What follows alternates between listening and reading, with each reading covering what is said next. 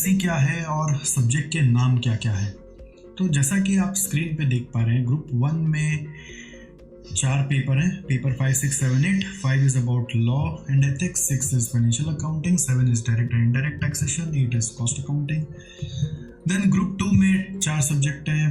Paper 9 is operation management and strategic management, 10 is corporate accounting and auditing, 11 is financial management and business data analytics and 12 is management accounting। तो relevancy के angle से अगर हम बात करें तो हम लोग जैसे जब कॉस्ट एंड मैनेजमेंट अकाउंटेंट बन रहे होते हैं तो हम बोले जाते हैं कि हम फाइनेंस की दुनिया में जा रहे हैं। तो फाइनेंस जो है वो रुपया पैसा का दुनिया है और रुपया पैसा से बिजनेस चलता है और वो रुपया पैसा का हिसाब रखने का कितना एंगल हो सकता है वो सारा का सारा यहाँ पर कवर किया गया है। इनफैक्ट यहाँ पर सीए के कोर्स से भी ज्यादा पिलर्स को कवर किया गया है। सीए के कोर्स में जब ये चीजें पढ़ाई जाती है तो उधर फोकस किया जा रहा है कि एक संस्था जो रुपया पैसों के लिए काम कर रही है उसके ऊपर गवर्नमेंट के क्या क्या चीज़ों का असर आएगा और उसका जो बेसिक फंडामेंटल है रुपया पैसा से काम करने का बस वो, और ज़्यादातर गवर्नमेंट का जो तरीका है वो कैसे उनको इफेक्ट करेगा वो पढ़ो।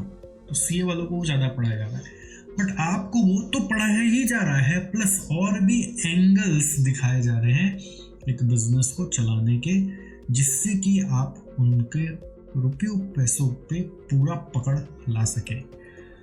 This is the relevancy. जैसा कि मैंने आपको पहले भी जानकारी दी है कि फाउंडेशन में जो सब्जेक्ट्स होते हैं वो हल्के होते हैं, वो 11-12 में आप बस पढ़ रहे होते हो। 11-12 में पास होने के लिए पढ़ रहे थे, बोर्ड में अच्छे नंबर लाने के लिए पढ़ रहे थे, अच्छे कॉलेज में एडमिशन पाने के लिए पढ़ रहे थे। ये नहीं सोच रहे थे कि रियल वर्ल्ड में उसको जाके कहीं यूज़ करके कुछ करने वाले हैं।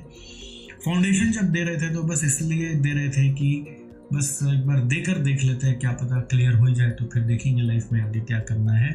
बट इंटर में जब अपने पढ़ते हैं तो आपको ये सोच के पढ़ना होता है कि बस इसके बाद जाके प्रैक्टिकल ट्रेनिंग लेनी है।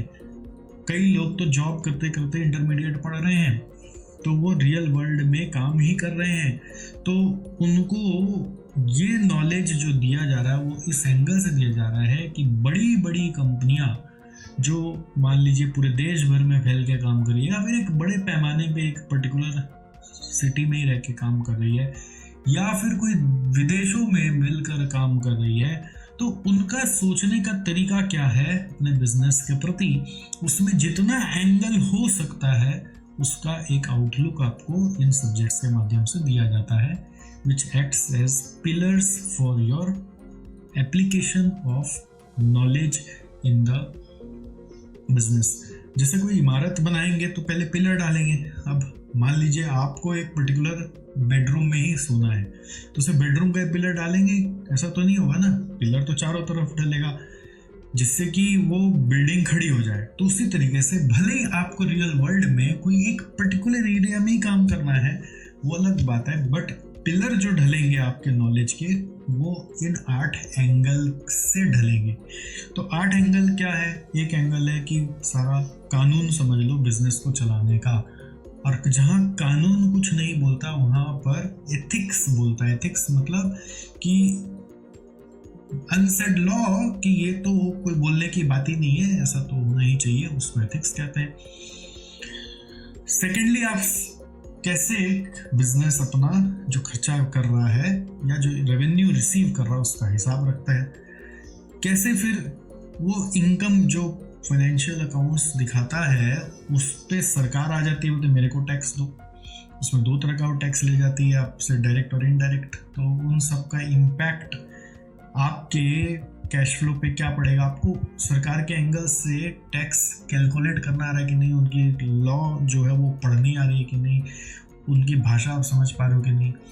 तो बिजनेस लॉ जो है वो थोड़ा सा डिफरेंट है। वो है कि आप जब बिजनेस में डीलिंग कर रहे हो तो उस समय कोई लॉ है क्या, या आप जब किसी को हायर कर रहे हो या किसी सप्लायर से कॉन्ट्रैक्ट कर रहे हो या कस्टमर से कॉन्ट्रैक्ट कर रहे हो उस समय क्या लॉ है, ठीक है। बट डायरेक्ट और इनडायरेक्ट टैक्स क्या है, वो ऐसा लॉ है जो सरकार का आपके कंपनी के साथ डायरेक्ट हो रहा है, कि आपने इनकम किया हमारे देश में रहकर, इसलिए आपको हमें कुछ टैक्स देना है जिससे कि देश चलेगा। फिर कॉस्ट अकाउंटिंग क्या है? कॉस्ट अकाउंटिंग बेसिकली जो आप अपना प्रोडक्ट बना रहे हो, उस प्रोडक्ट को बनाने के लिए आपने एक अनुमान लगाकर मार्केट में प्राइस छोड़ा हुआ है। अब वो प्राइस रियल में आपको प्रॉफिट कमा के देगा कि नहीं देगा? कस्टमर आता है, कुछ अलग अलग कस्टमाइज कराता है, तो उसके हिसाब से आप अलग अलग प्राइस लेते हो कि सब एक ही प्राइस में डाल रहे हो।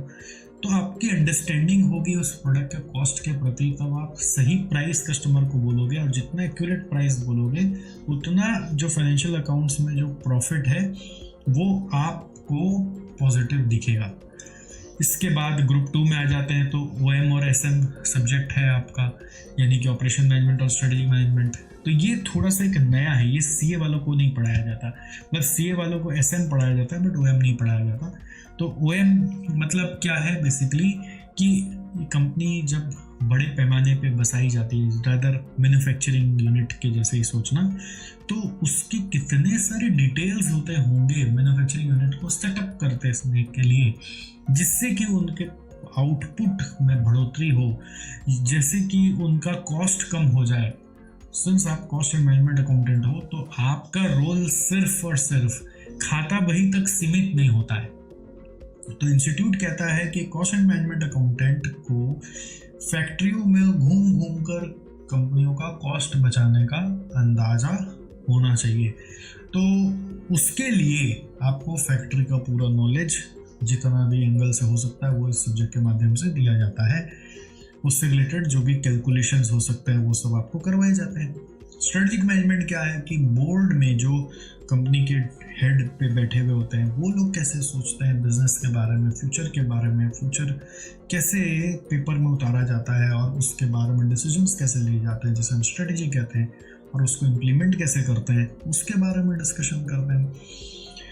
नेक्स्ट आप देखिए कॉर्पोरेट अकाउंटिंग एंड ऑडिटिंग। अब जैसे फाइनेंशियल अकाउंटिंग जब पढ़ते हैं तो वो क्या है, वो एक इंडिविजुअल का हिसाब से पढ़ा रहे हैं आपको, प्रोप्राइटर के हिसाब से।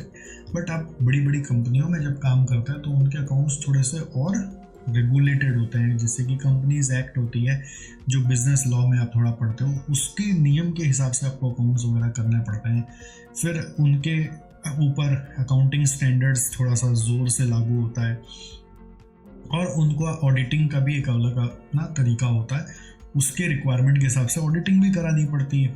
तो उसका नॉलेज आपको कॉर्पोरेट अकाउंट्स एंड ऑडिटिंग में दिया जाता है कि आप एक कंपनी में ऑडिटर के साथ मिलकर काम कर सके और कंपनी का भी अकाउंट्स कर सके, ना कि सिर्फ कोई प्रोप्राइटर का अकाउंट्स करे। फिर फाइनेंशियल मैनेजमेंट क्या है? फाइनेंशियल मैनेजमेंट बेसिकली एक कंपनी जब अपना बोर्ड में सोच रही है, तो बोर्ड में कुछ सोचिए कि सोचा कि उसने कि मुझे ईस्टर्न इंडिया में एक्सपेंशन करना है, तो ईस्टर्न इंडिया में एक्सपेंशन करने के लिए उसको कहीं ना कहीं फ़ंड की आवश्यकता पड़ेगी। वो फंड लाएगा कहाँ से, किससे किससे मांगा जाएगा, किस कॉस्ट पे लाएगा, उस फंड का नेट कॉस्ट क्या है, और उसको बदले में जो देगा वो कितना देगा, जिससे कि वो फर्दर हमें फ़ंड देता रहे और हमें कभी फ़ंड की शॉर्टेज ना हो, और बदले में हम उसके फंड के जो उसको रुपए लौटाएं वो इतना गुना लौटाएं कि वो मतलब गदगद हो जाए, वो बोले वाह क्या कंपनी है। तो हम अपने इन्वेस्टरों के एंगल से अपनी कंपनी को कैसे चला रहे हैं वो फाइनेंशियल मैनेजमेंट हमें सिखाता है। और डेटा एनालिटिक्स तो आज के दिन में नया एक होड़ चल ही रहा है, तो ये पोर्शन इंक्लूड करके इंस्टीट्यूट आपको अप टू डेट रखना चाहता है कि नए ज़माने में जो चीज़ें चल रही है उसका भी आप जानकारी रखिए। तो उसका बेसिक्स आपको समझाया जाता है कि आप टर्मिनोलॉजीज वगैरह समझ जाइए। और बड़ी बड़ी कंपनियों में जब आपके पास मान लीजिए कोई भी ऊपर में आप नंबर वाला खेल खेल रहे हो, तो उस नंबर वाला खेल को लेकर आप नया जो अभी आजकल AI चल रहा है, तो वो सब में कैसे खेल सकते हो, AI में जो टर्मिनोलॉजीज यूज हो रहे हैं वो सब आप समझ जाओ और कैचअप कर लो। That is what basically data analytics is all about. Then lastly it is management accounting, which is the advanced version of cost accounting, which says that कि आपने जो cost accounting किया आप उसको मैनेजमेंट को कैसे समझाएं जिससे कि मैनेजमेंट का डिसीजन मेकिंग आसान हो पाए। तो उसके लिए क्या प्रेजेंटेशन किया जाए, उसके लिए cost accounting plus financial accounting का डेटा को लेकर एक नया रूप रंग से उसको बस प्रेजेंट किया जाता है, जिससे कि मैनेजमेंट जो चाह रहा है वो समझ जाए। It's like kind of management reporting. तो अगर आप ये देखें तो आपको नहीं लगता काफ़ी डेप्थ वाला चीज़ है और काफ़ी रियलिस्टिक पढ़ाई है यहाँ पर, जो कि फाउंडेशन में मिसिंग था। जब आप क्लास में आओगे या जब किताब खोल के पढ़ोगे तो आपको सब दिखेगा कि रियल वर्ल्ड से कोई स्टोरी निकल के आ रहा है और आपके आसपास घूमे जा रहा है। आप जब कोई इससे रिलेटेड कोई सर्च भी कर लोगे तो आपके पास गूगल से ऐसे ऐसे आर्टिकल आने लगेंगे, यूट्यूब पे ऐसे ऐसे वीडियो आने लगेंगे जो कि आपको बताएंगे ये सब रियल वर्ल्ड में हो रहा है, और आपको लगेगा ये सब मैं रियल वर्ल्ड को बस रियल वर्ल्ड में जाकर नहीं, अभी किताबों के माध्यम से पूरे के पूरे समझ पा रहा हूँ। जैसे अपने हिस्ट्री पढ़ते थे कभी तो ऐसा लगता था ना कि हाँ काश कभी ऐसा होता था, बट ये जो पढ़ते हैं ये प्रेजेंट पढ़ रहे हैं, करेंट पढ़ रहे हैं कि ये सब रियल वर्ल्ड में है, बस आप किताब में थोड़ा सिंप्लीफाइड वर्जन में पढ़ रहे हो। अब जब अपने इसको पढ़ते हैं तो उस समय क्या ध्यान रखना पड़ता है, ये बहुत इंपॉर्टेंट है।